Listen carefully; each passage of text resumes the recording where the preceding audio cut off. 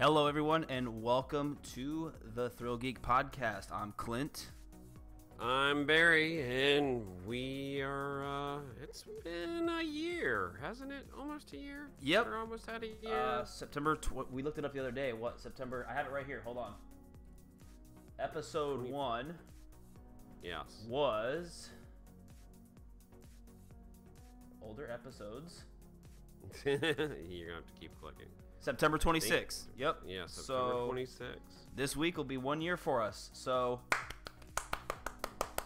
yay for 1 year. Yeah, as you can guess, we didn't really do a good job of sticking to that one per week thing the first year, but we've been pretty consistent for a while now. So yeah, the consistency has gotten better.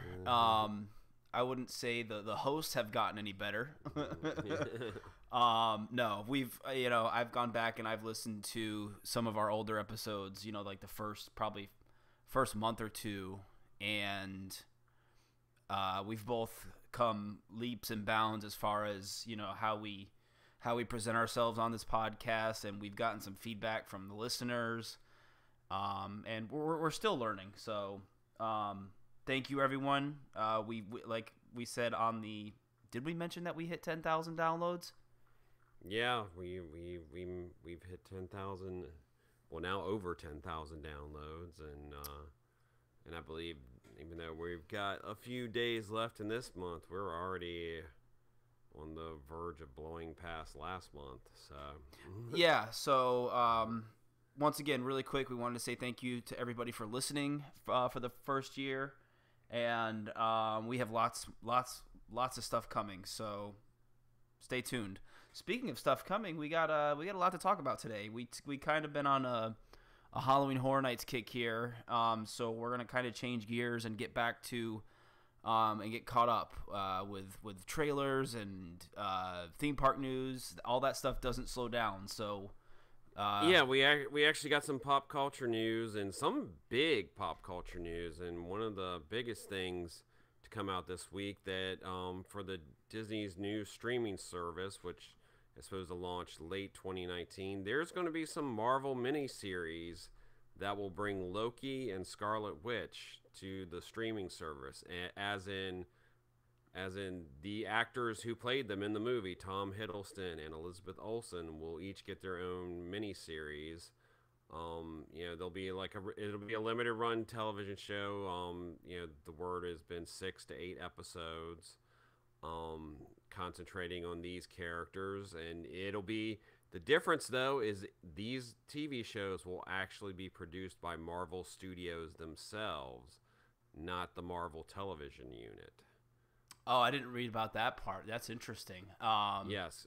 Kevin Feige will, as since he is president of Marvel Studios, will oversee this new initiative. Which Marvel Studios has been, a few years ago they split Marvel up into and made Marvel Studios its own thing, and they kept the film part, and whereas the Marvel Television Unit they produce.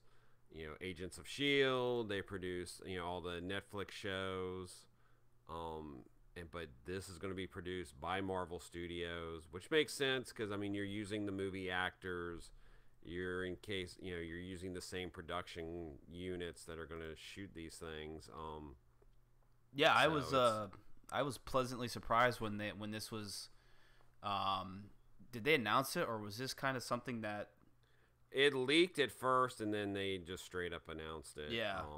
Because I think it was first reported about a Scarlet Witch series, and then plans were also confirmed about a Loki show. So, I think Marvel and Disney still haven't commented on record, but this has all been confirmed information by multiple sources. So. These shows are going to have a big budget, much like the Star Wars series that's coming to the streaming service is having a $10 million per episode budget. This thing will be this won't be an inexpensive thing, and it's another huge feather in Disney's cap of we were expecting Marvel series on the new streaming service. But we weren't expecting them actually to use characters from the movies in some of these series. Yeah, I mean, I think a lot of people were expecting, kind of the B grade Marvel stuff like Agents of Shield and stuff like that to be thrown on the streaming service, not not actual characters from actual blockbuster Marvel films getting their own spin-off series. Yeah, and I mean, obviously, Loki has a huge fan base. But and the big thing too is it gives some of the other characters who normally wouldn't get their own movie a chance to sort of shine in their own way, in a limited series. So yeah, it was really interesting that because I would love to see them explore Scarlet Witch more. So it was really exciting to see that they chose her character to kind of explore more, because you still don't know a lot about her character in the Marvel film universe, at least.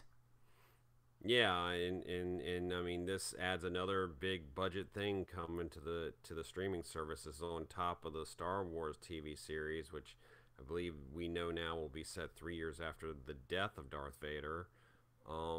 It's you got a High School Musical series, as well. You got the Lady and the Tramp movie coming, and I think a couple other things. So I mean, another big announcement for Disney's streaming service. I mean, they already had my money at what they've announced so far, and this just adds on to another reason to get this new service when it comes out. Yeah. Moving on, we got a new trailer for the Grinch this week. Got to see a little bit more of, we all know the story, and we got to see a little bit more of, what they plan to do with this version. I liked it. I like not being a big fan of the Jim Carrey movie. I like that, Illumination is sort of doing their own take on this, and they've made the Grinch a little bit different, but still, I think it still captures the feel of the Grinch. I really like the way a lot of the animation, they showed some of the part with him pretending to be Santa Claus. I like the way the animation looked. It had a very Seussian look to it. Yeah, when because he was doing all his things to steal the presents and stuff. Yeah, the first few trailers we really didn't get a whole lot. There was what, 2 teaser trailers kind of that they rehashed. So we kind of got the same footage in those. In this new trailer, we got some new stuff. And like you said, we get to see him dressed up as Santa, which looked really cool. I agree. So it was really interesting to see some more new footage. And I love the animation style, the bright colors. I like where they're going with this movie. I'm excited to see it. Yeah, no, it's looking good. And another holiday movie we got coming is Wreck-It Ralph 2, or I guess now it's just called Ralph Breaks the Internet. And we got to see a little, we've gotten some really cool stuff from the teaser and the first trailer so far, a lot of funny stuff. This one we got a little bit more of the story and the reason they're going onto the internet. And I like that we got to see some more of the little story beats and what's going to actually happen. And like I said, we were already, I mean, both of us, I think we were already all for this movie before, just based on what we've seen so far, and this just confirms to me, I've already was excited for this film, and it was nice to see a little bit more of it before we get it coming up here. Yeah, no, the whole storyline looks really interesting with her game Sugar Rush breaking and all that stuff, and they got to go find the part for it. So yeah, we got a little bit more information about the storyline. We got to see more of what's her name's character, Gal Gadot. Yeah, thank you. So her character looks really cool in Ralph Breaks the Internet, and we really didn't get the teaser trailers were all about the hilarity of the movie. And the Disney princesses, which I think were featured in this one too, weren't they? Yeah, they were in just a brief, a couple of quick spots in this, but it mostly focused on the story and some of the emotional beats that we're going to see in the movie. And like I said, I like it. It's already part of a pretty packed November between the Grinch coming out, this coming out. You got the new Fantastic Beasts movie.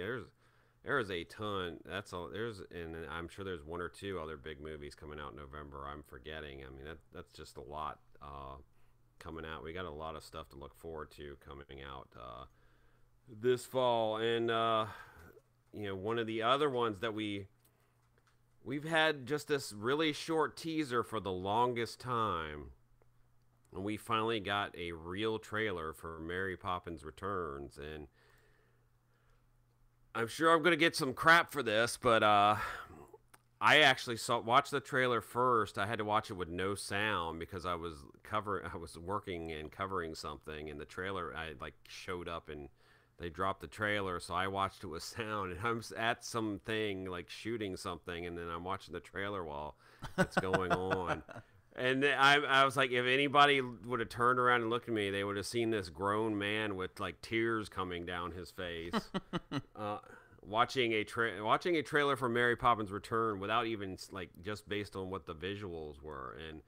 And once I finally got to watch it a few more times, I was already excited for this movie just because of everyone involved. But then this trailer dropped, and I loved the way it looked. They teased some of the songs, but not too much. And of course, the big teaser that was, thing that I guess they'd sort of been keeping quiet about it is you get to some of the scenes, and then towards the end of the trailer, there's Dick Van Dyke. Yeah. And there's Angela Lansbury. I didn't catch her the first time. She's quick in the trailer. Yeah, and Dick Van Dyke is obviously playing.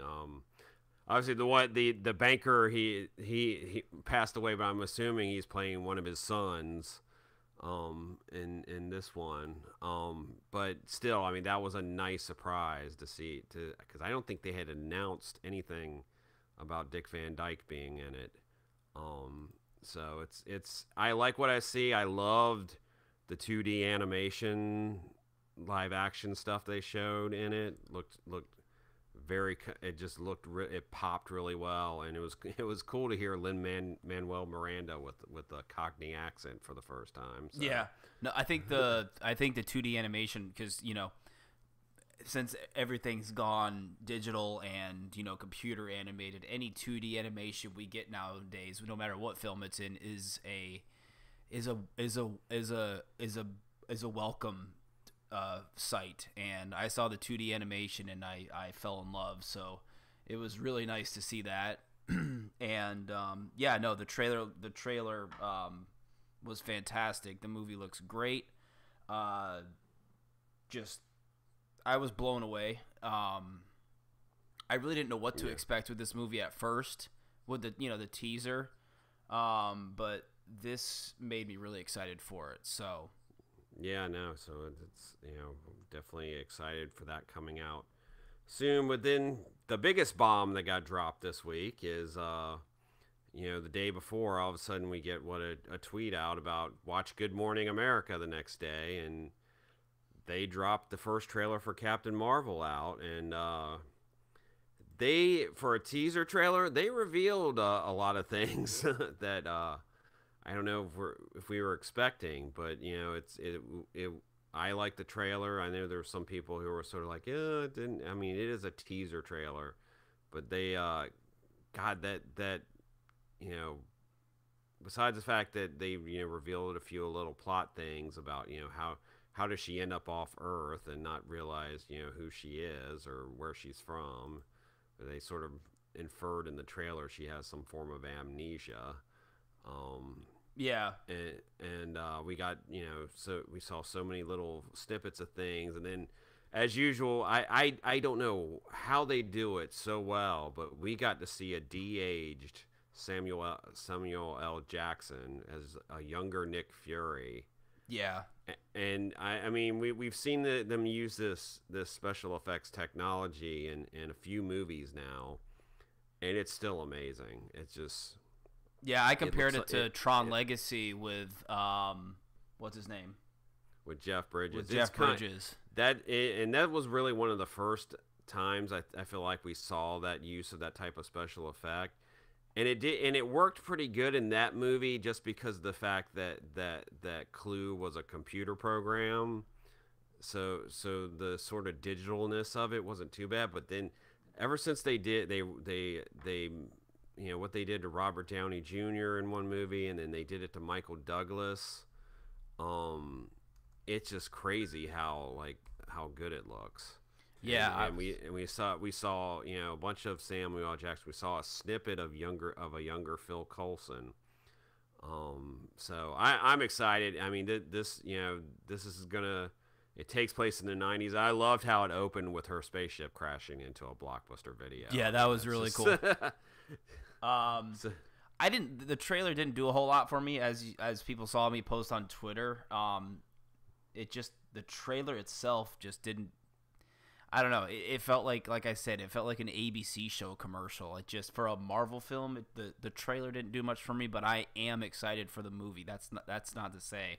Yeah, I mean it's a teaser trailer, and with based on what the plot of the movie is, I mean I'm sure there is still a ton of special effects that they're still working on, because I mean you're dealing with shape-shifting aliens that can disguise themselves as humans. I mean you're gonna have from what we know so far, the movie is probably gonna start in space. I have a feeling we're gonna see her as part of this team, and then we'll eventually find out how she got her powers and the things, probably through flashback as she I'm assuming gets her memory back. She looks pretty badass with her helmet costume, by the way. Oh yeah, no, I mean some of the shots they showed of her, I mean, just looks badass, because I mean and I'll be interested to see in the comics she is one of the if not the most powerful superheroes in the Marvel universe. Well, it'd be interesting to see if they tone her powers down a notch in the movie universe, in the MCU, which they've done a little bit. They've tweaked the powers on some of the more powerful characters. I mean, that's just because it's easier that way to not have someone. It's always been one of the problems with Superman, is the fact if you go by the way Superman's supposed to be, he's is practically invincible. So, quick question: what are her superpowers? I don't know a lot about Captain Marvel. I know her basic storyline, but what are her superpowers? I know she can fly. I mean, she's super strong. I can't remember what some of the other ones are off the top of my head. It's just I mean, she is basically the Marvel Universe's Superman. So yeah, and like I said, I liked what I saw. Was it the most exciting trailer? No, but the teaser trailers, it's a teaser trailer. We're gonna see we'll probably get 2 more trailers before this movie comes out, which will tease some of the more bigger aspects of the movie. So, but it was a big week for pop culture news and movie trailers. It's been sort of quiet lately, and then sort of all of it sort of dropped this week. But theme park news was pretty big as well, because Disney World announced a lot of things, and unfortunately they announced a lot of things were closing. Yeah, I had to go back and refresh myself, because so much, with all these cuts, all these entertainment cuts and everything, there's a lot going on right now. So yeah, I mean the first thing that really was announced, which was no surprise to those of us in the know, because we know it's been in the works for, I feel like, a couple of years now, that Illuminations next summer 2019 is finally going to close after running almost 20 years. To be replaced with a new show that will, much like when Wish closed and Happily Ever After started, this show will start the next night. At least based on what they've said so far right now. I'm gonna miss it. I love the music. To the show, there parts of that show that the technology is sort of falling behind the times. I hope the show will stick more with the whole world type thing that, Illuminations in different forms has been around for a long time. I mean, but this version, Reflections of Earth, has definitely run the longest out of any version. Yeah, it's I was a huge fan of the whole Epcot Millennium Celebration. I still love the music. So that I think that's the part that I'm holding on to is the music and just the message of the show. I hope Disney doesn't go with an IP filled festival for their next show, but I'm not holding my breath. Yeah, I mean, it's going to be interesting to see what they do with this new show. Because we need this message more than ever, the message of Illuminations. Yeah, no, I mean, it's always had a strong message. I know there's plenty of people who are like, thank God it's finally going away. But, I mean, I have probably seen Illuminations out of more than probably any other Disney nighttime spectacular. Just because of the sheer fact of the amount of time I spend at Epcot. Yeah. And there's parts of it I still love to this day, but we'll be finding out over the next few months. I'm sure they're going to start leaking tidbits of whatever this new show will be. But that one is a closing where we're getting a replacement. Now there's a bunch of other closings where we're not getting anything new, at least for the time being. I mean, the biggest one is the fact that Rafiki's Planet Watch at Animal Kingdom is going to permanently close in October. Its final day will be October 21st. And the meet and greets actually end this week, September 29th. So is that... I haven't been out to that area in like years, so I couldn't picture it in the top. I couldn't picture it in my head. Is Planet Watch pretty much the whole conservation station? Yeah, that's what they just renamed the conservation station, and when they gave put a Rafiki theme over it, sort of a Lion King theme. Gotcha. Over the whole thing. It's where the animal care is. You got to see vets work. You learned how the vets worked with the animals. Yeah. There was the petting zoo. They did have a Rafiki meet and greet, and I believe it's rotated around. And I think right now it's like Doc McStuffins is the other one. The petting zoo. Yeah, they have the petting zoo. So I mean, the big thing was the education part. Yeah. And now that's just going to all go away, and it's we've heard that there's been talk for years that they're going to try to move Animal Kingdom more away from the zoological part of it, so they can get more rides in. But I'll be interested to see what happens. But it's once again, this is a cut, especially from a park that's their attendance has gone up. Yeah, dramatically over the last year,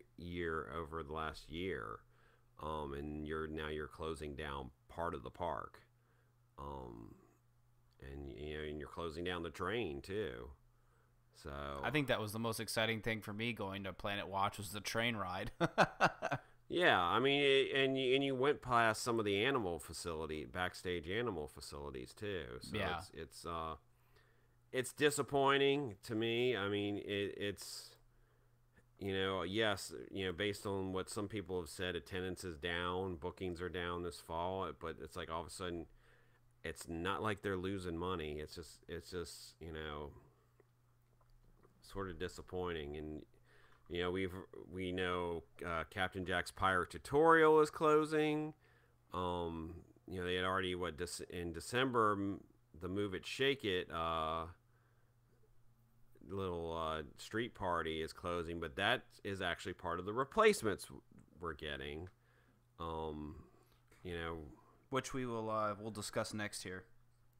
Yeah, I mean there are going to be some things coming. But some of these replacements aren't coming until 2019. We're getting a lot more dance parties. No surprise. Yeah, I mean the Move It Shake It is being replaced with a new event. Mouse could dance it. I can't even say that. It kicks off. It's part of Mickey and Minnie's surprise celebration, which I guess is some of these things that were teased as part of being Mickey's 90th birthday, even though all these happen after Mickey's 90th birthday. Yeah. But yeah, January 18th, Mickey and Minnie's surprise celebration kicks off at the Magic Kingdom Park. With obviously new entertainment, of course, merchandise, and Disney's favorite thing, specialty food and beverage. Yep. Yeah, and the highlight is the Move It, Shake It, Mouse Could Dance It street party. The what? No, I'm just kidding. Which will feature, obviously, Mickey and Minnie, Donald, Daisy, Goofy, Pluto, Max. That's the big one in here. Max is going to be a part of this. Yeah, I love that. Somebody's been paying attention to online chatter as far as why does Japan and Paris always get Max but we don't? So yeah, Max will be a part of this. The surprise celebration will run from January 18th through September 30th. So there'll be all kinds of little things that Disney still has not announced that will be coming. Hollywood Studios is getting some new things. We all thought Pixar Place was just going to sort of go behind a wall and just be a backstage area. Yeah, but apparently they're going to turn it into a city block from Uniceburg, and it's going to be for The Incredibles, and it's a dance party. And it looks like it's a dance party mixed in with some meet and greets too. So that's supposed to kick off January 18th. The Pixar takeover continues. Yeah, and the other thing, Mike and Sully will return. They used to have a meet and greet at Hollywood Studios, and that'll be back. Yeah, I saw that. I was excited for that. I always love meeting them. Yeah, and then this was all, and already spring 2019 was Lightning McQueen's Racing Academy show, which was already headed there. All this is going to be needed in Hollywood Studios once Star Wars opens. I mean, if it all lasts that long, there's going to need to be extra things because, like we've talked before, Star Wars Land is not going to fix the problems at Hollywood Studios. No, it's not. And it might make them worse because there's still not enough to do in that park.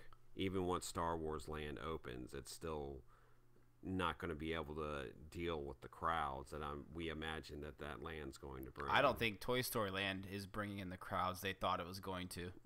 No, it doesn't seem like it is. It's a nice addition. Yeah, but it's not a headlining attraction.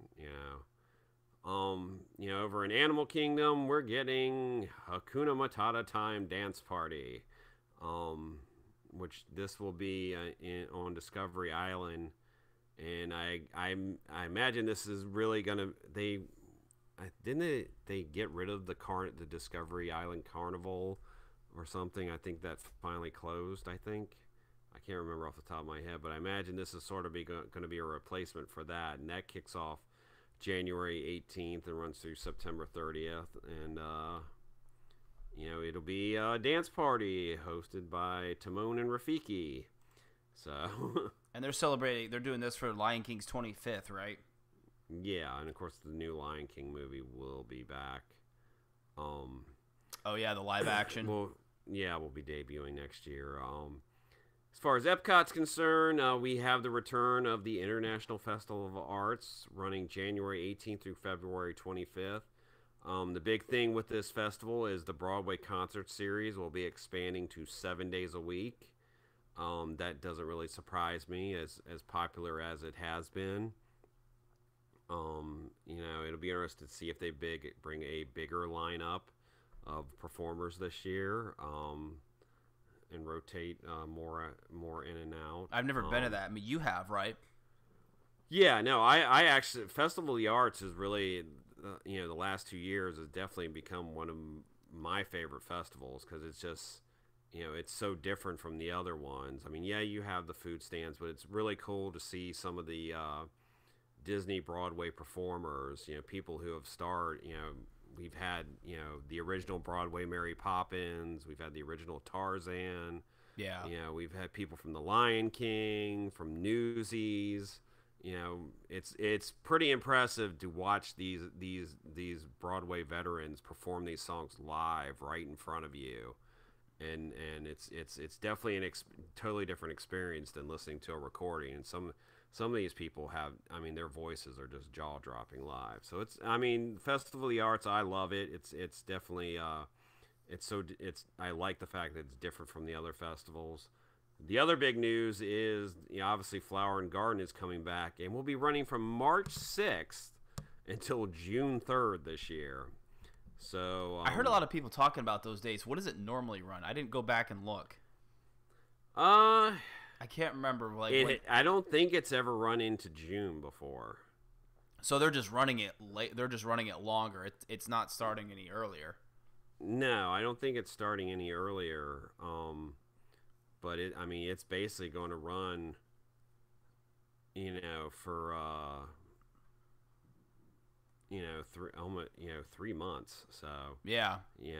And the other thing is the Garden Rocks concerts series is going to be 7 days a week too. So oh wow, it's going to be a lot. So it's going to be a lot more artists coming to that. You know, so there's stuff coming in 2019, a lot of new entertainment. Obviously, we're losing a lot of entertainment right now and for the rest of the year. And in case of Animal Kingdom, losing a whole section of the park. So, I mean... It was interesting when... We'll see.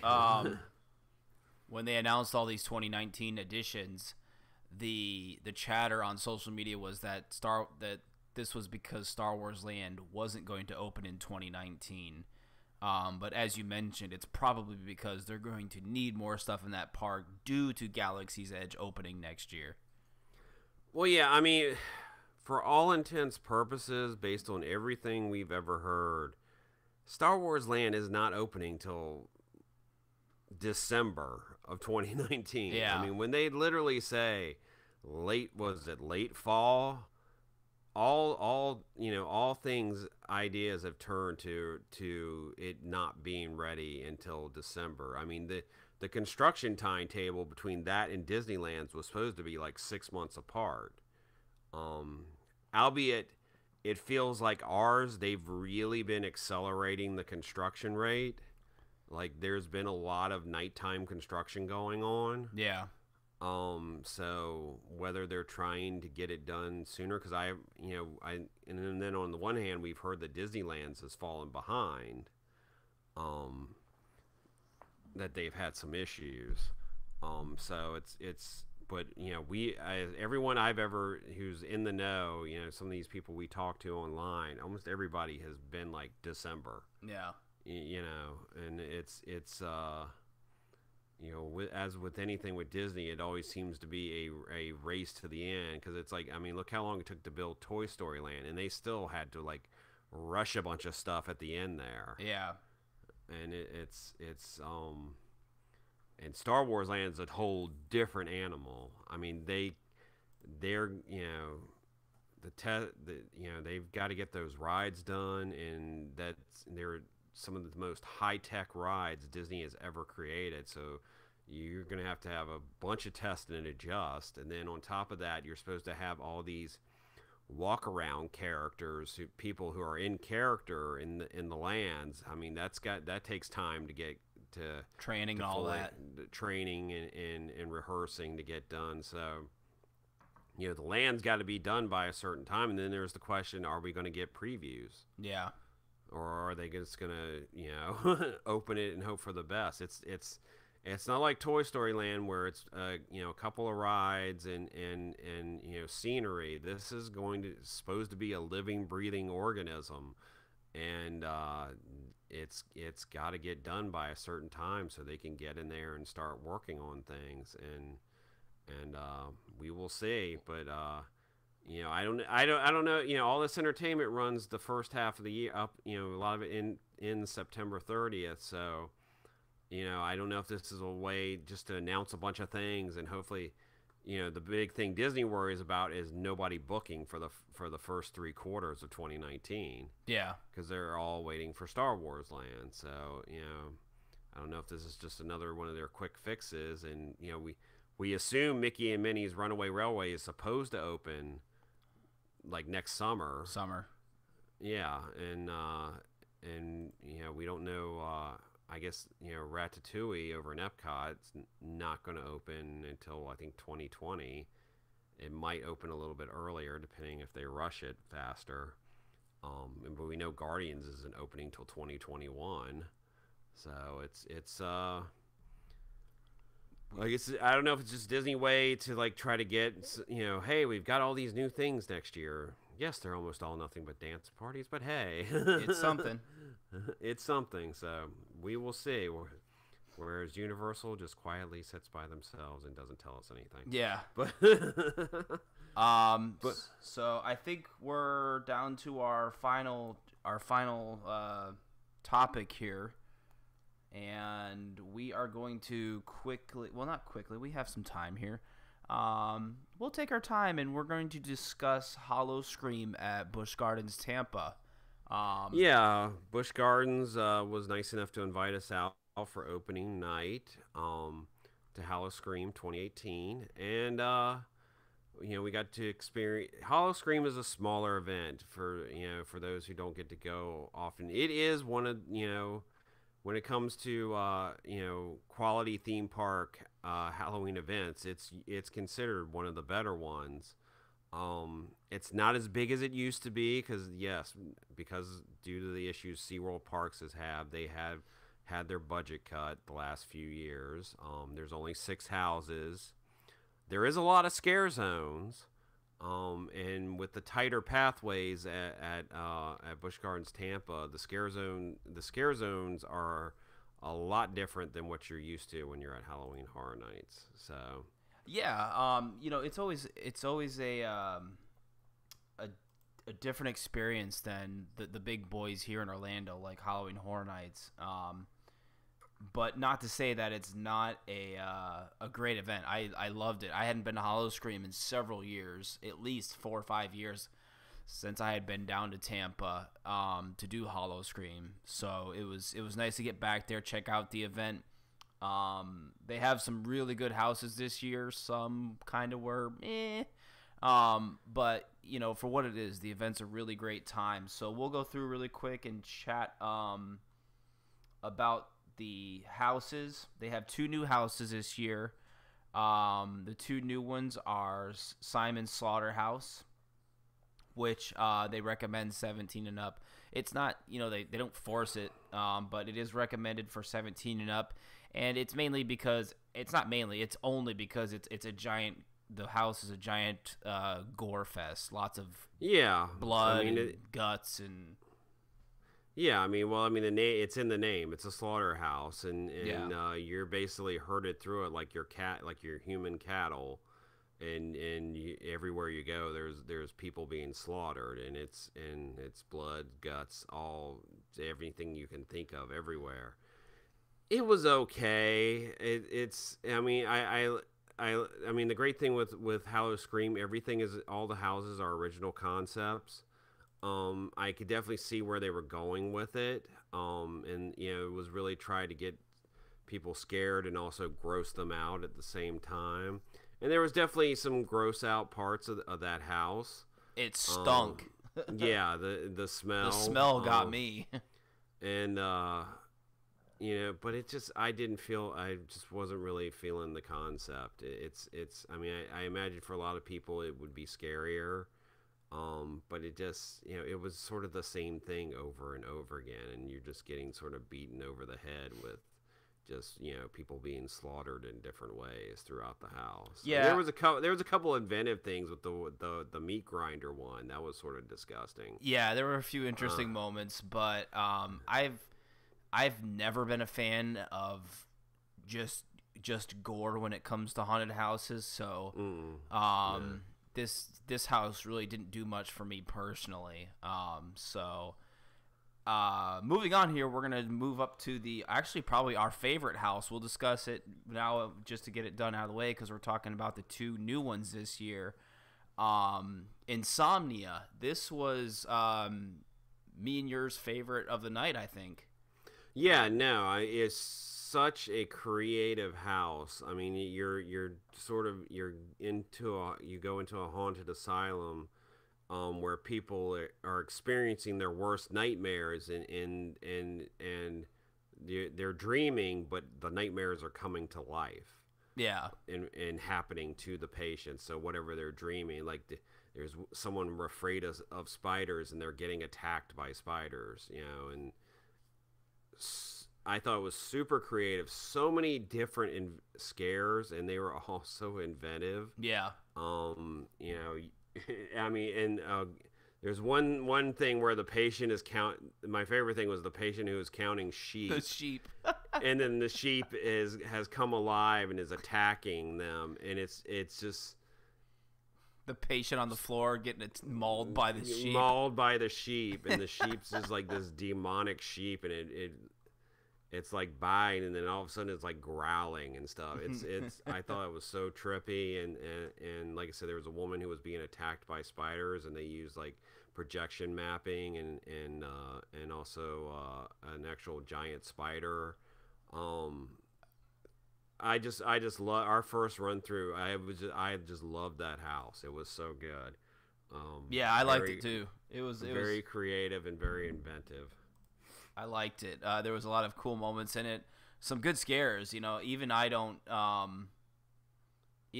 get scared a whole lot, and there were a few people that got me in the house, and so yeah, that was definitely our top pick, Insomnia. So kudos to Busch Gardens for that one. We really liked it. Yeah, and I think our other one we really liked was Motel Hell, which was one of the 4 returning houses this year. Yeah. That one, there's another one where smells really, I mean, you felt like you were in this old moldy hotel. It was sort of disgusting. It's in certain spots. Yeah. And I guess, part of it was the Sandman, is there to make your worst nightmares happen to you. And it's a long house too, and you're going through different rooms and sections of the motel, and horrible things are happening to people, and I really liked it. I thought it was a fun house. There was some great scares where I loved. There was a few where they used a mirror so you couldn't see the scare actor, and then all of a sudden they came out from behind what you thought was just an empty table sitting there, and yeah. Yeah. And we'll go ahead and talk about probably our other one that was kind of towards the bottom of our list was the Black Spot, which is their kind of pirate-themed haunted house. Yeah, I mean, obviously pirates are a big deal in Tampa.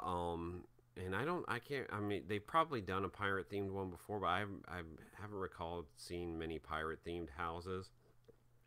And it used the area. There's an area behind what was Tidal Wave, which is where the new coaster Tigris is going. But I can't even remember if this used to be part of the Tidal Wave queue years ago, or if it was an animal exhibit. But it's a lot of rock work and stuff like that, which was great for the pirate theme. I mean, it was great for the buried treasure. You're going through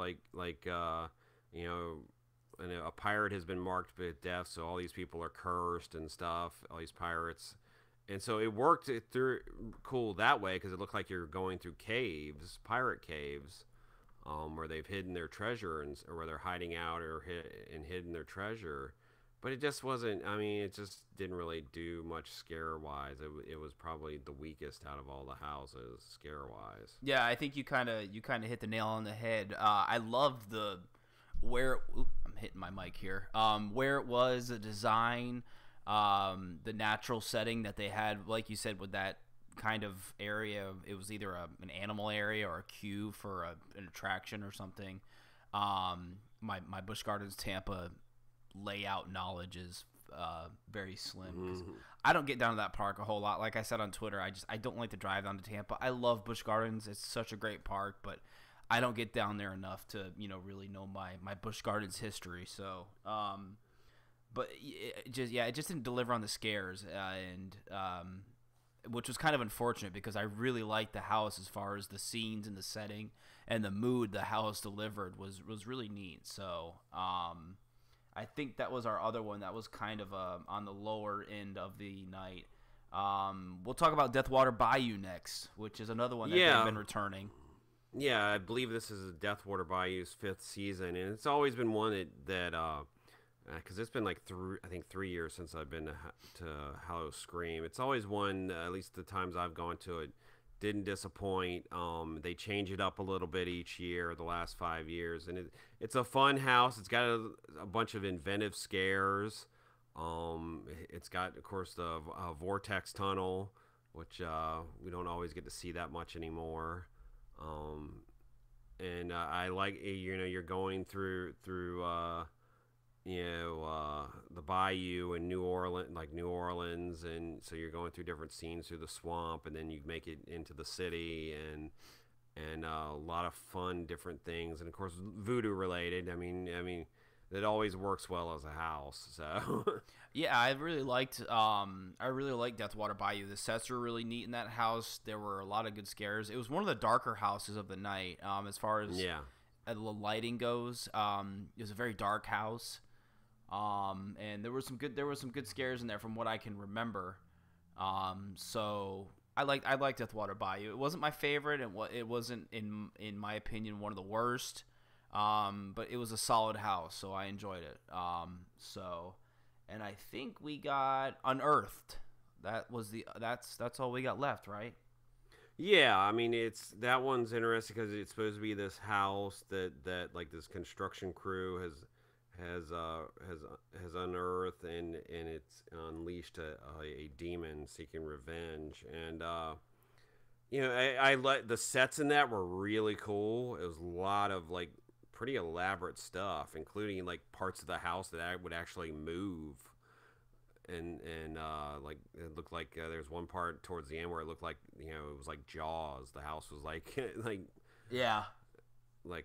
eating people. And this was another one that had that I really liked, set design wise, and this one go ahead. Yeah, and you had the option of going through it with a flashlight, which I guess for some people that ended up distracting you because you're like using the flashlight to look at the details, and then blam, a scare actor gets you because you weren't paying attention. Yeah, we didn't go through with the flashlight, but we saw a lot of people that did take the flashlight. So I really didn't see the need for it. If I'm going through a haunted house, I want it to be as dark as it can be.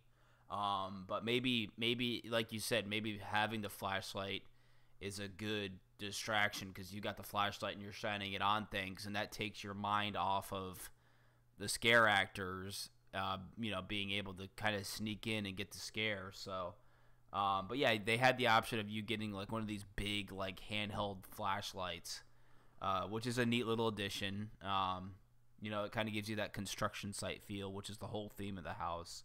So, but all that, we really like the houses. The thing though, I think I like the best about Howl-O-Scream are the scare zones, because part of their marketing is and their hashtag is nowhere to hide, and there really is nowhere to hide when you're walking through the park, because I mean they have 4 or 5. There's 6 scare zones in this park.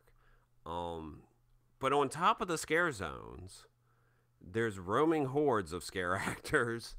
There's sections that aren't listed as being a scare zone, but there's scare actors there.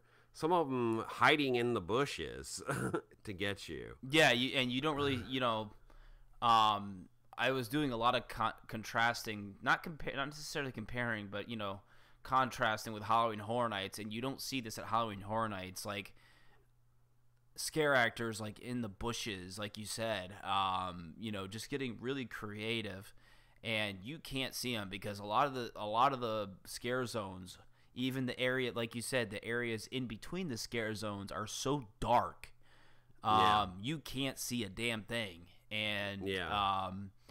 no, I agree with you completely about the scare zones being the better part of Howl-O-Scream versus the houses, because like you said, there's no safe place. So even when you're not in a scare zone, and they clearly mark the two entrances for the scare zones.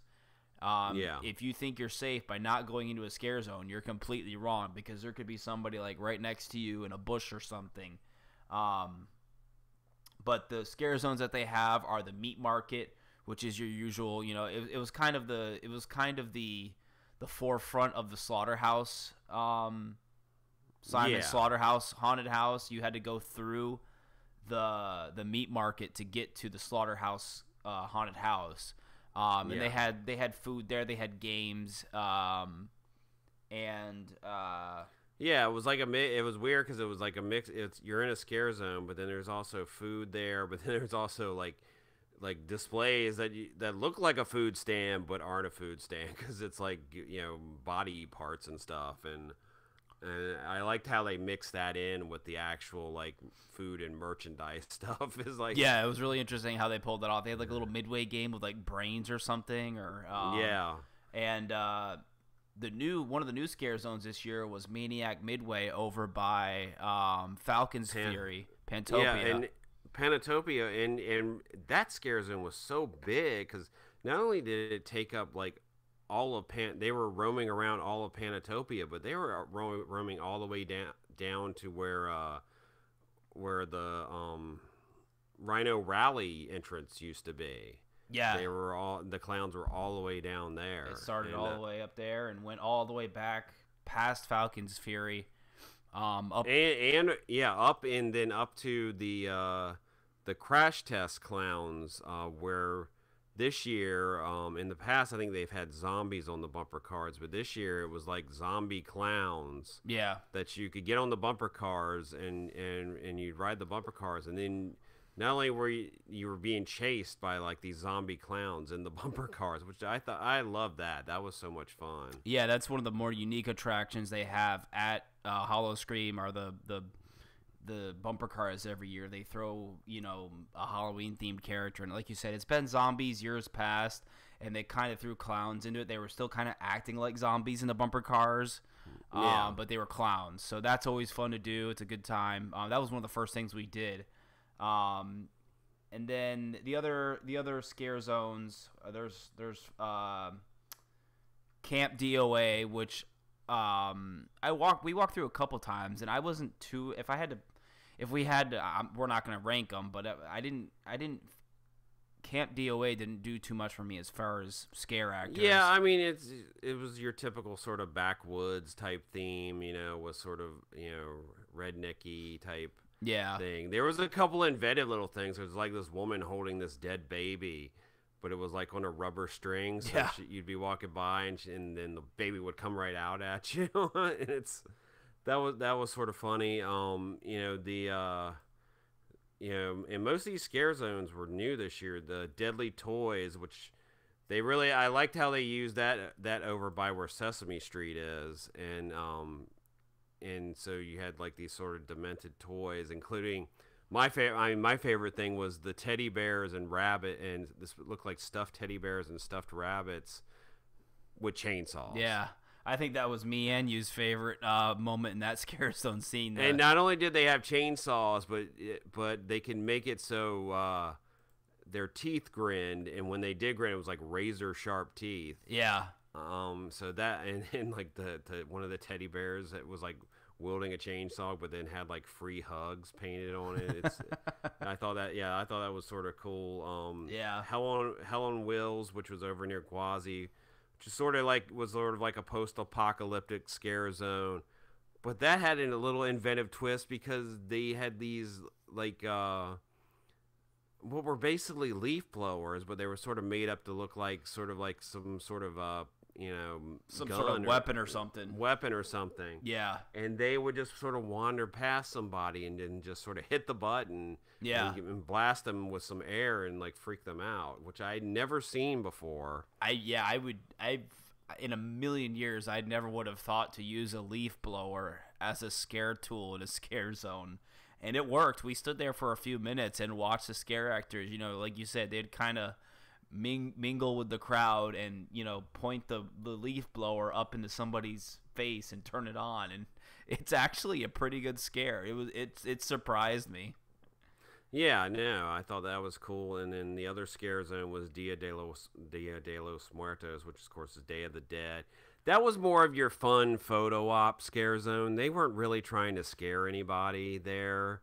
I mean, it was very, very. I mean, I love the Day of the Dead theme. I love the whole sugar skull thing.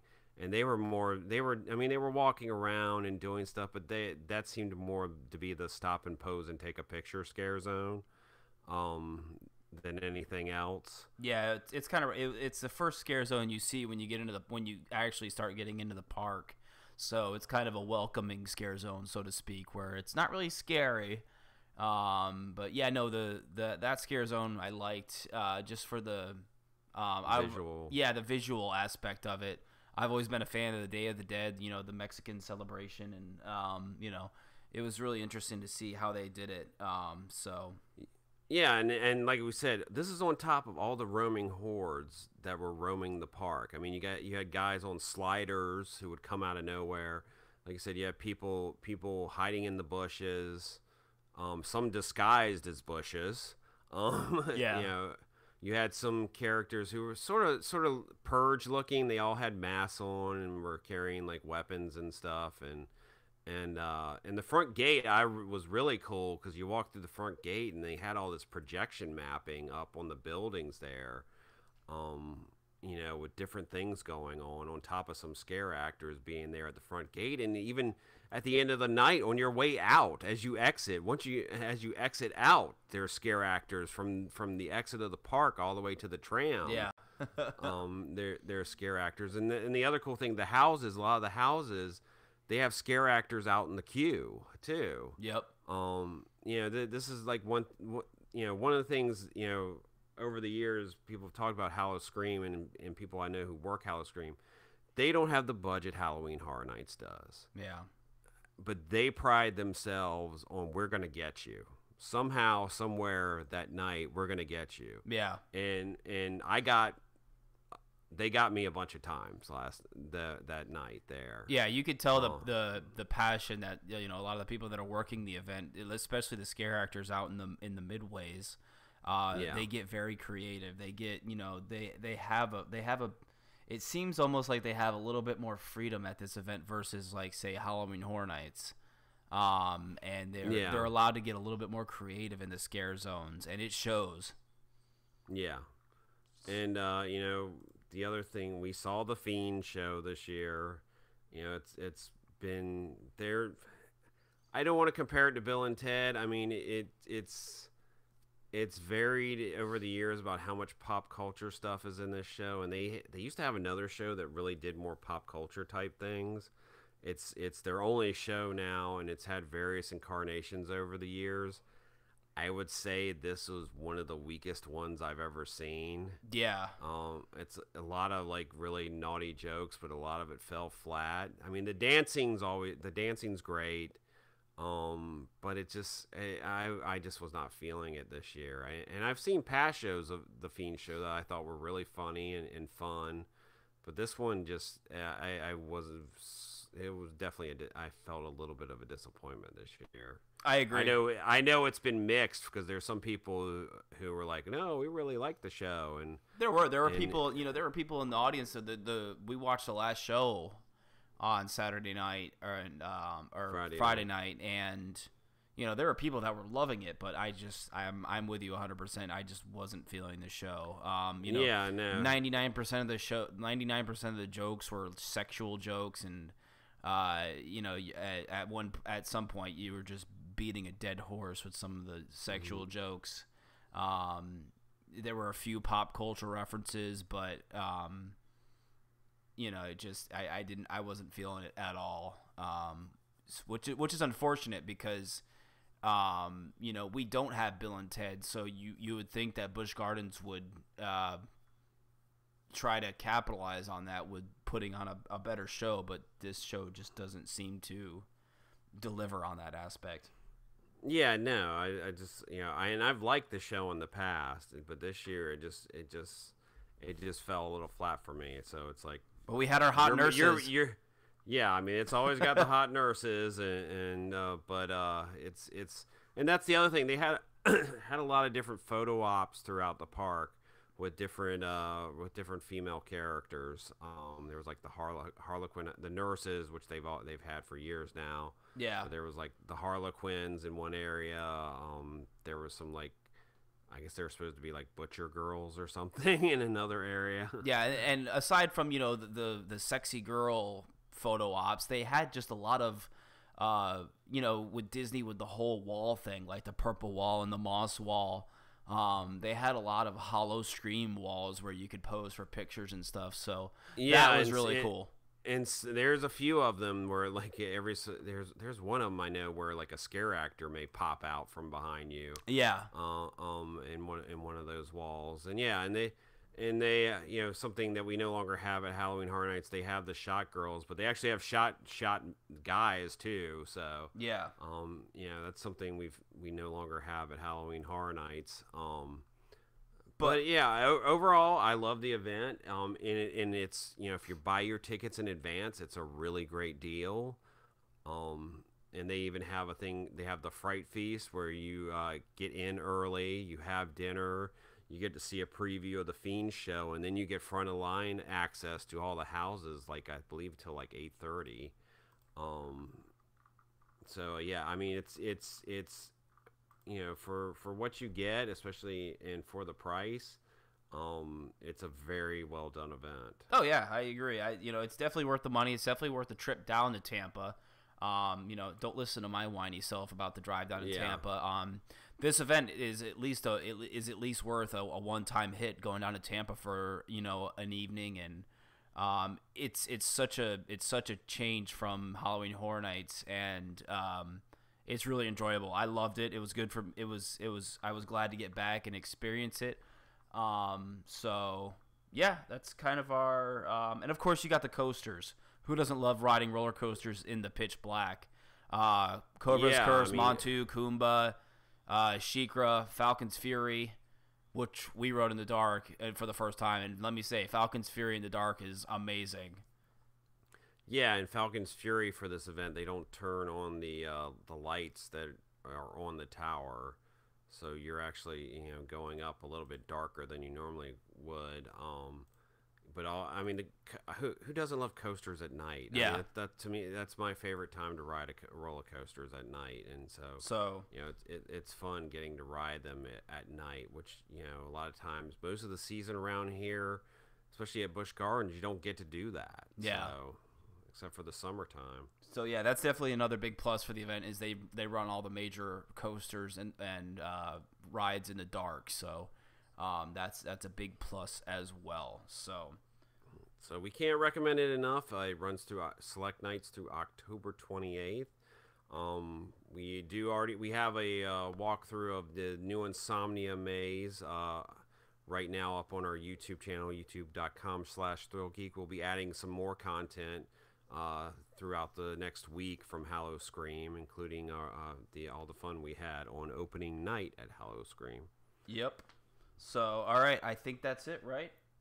Yes, that is it. Plowed through it. So we are at ThrillGeek on Twitter and Instagram, facebook.com/ThrillGeek. Please like and follow our Facebook page where we do multiple live streams throughout the week. We did one from Howl-O-Scream. We did one this past week from Infinity Falls testing, which hopefully will be opening soon. And then, of course, there's youtube.com/ThrillGeek. Please subscribe to our YouTube channel.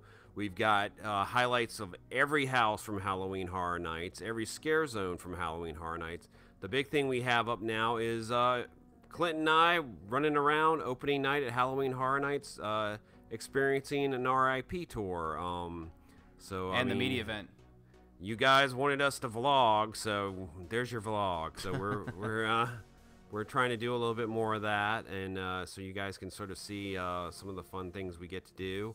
And like I said, we have the Insomnia Full House walkthrough from Howl-O-Scream.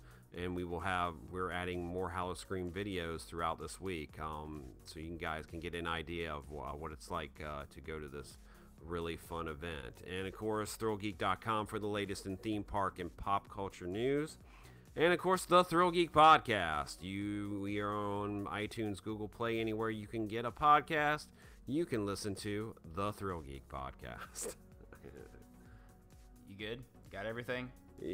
Yeah, I think I can breathe now again. So. Take a breath. Yeah, we also have shirts. Our spread shirt store is open. Our Halloween Horror Nights themed shirt is also still available.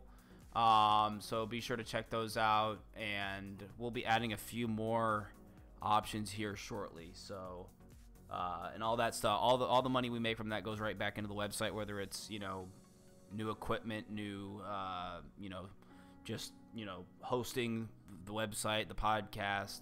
So all that goes right back into helping out the website. So we greatly appreciate that. And next week, as a lot of you know, Barry is getting married. Yeah. So I will be here. we have something planned. I'm kind of keeping it on the DL for now. But just because he's not here, don't expect a new episode next week. We will have something for you. So, but yeah, Barry will not be here next week. So, yeah, I will be in the Bahamas while we would normally be recording the podcast. But yeah, next time we come back and record again, I will be a married man, and dun dun dun. Yeah, so. And that will just mean legally something will change, but you'll be the same person still. Yes, you'll still be living in the same apartment that we've been living in for over a year. Yeah. Now, so. But thanks for listening. I can't believe it's been almost a year. And we still cannot believe how much and how fast this podcast has grown. It's crazy. Yeah, and thank you guys for listening and supporting us and downloading the podcast. We really appreciate you guys listening to us yak our mouths every week, and we've got nothing but positive feedback, positive comments from everybody. So, again, thank you very much. We really appreciate that. So, all right, let's get out of here. Thanks, guys, for listening, and I will see you next week. See you in the parks.